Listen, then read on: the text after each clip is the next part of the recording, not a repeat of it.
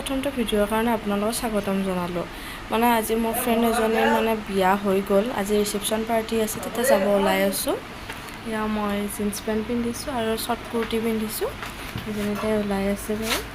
তাতে যাই আপোনালোকক কি হ'ল আপোনালোকক দেখাই আছোঁ বাৰু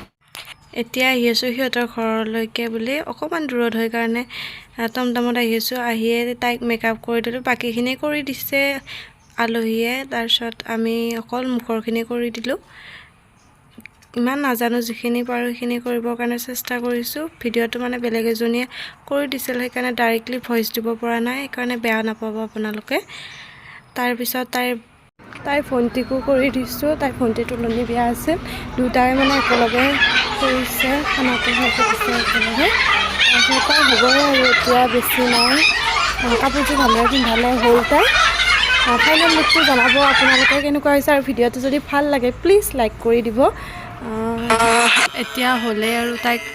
ৰেডি ফটো চটো উঠি এতিয়া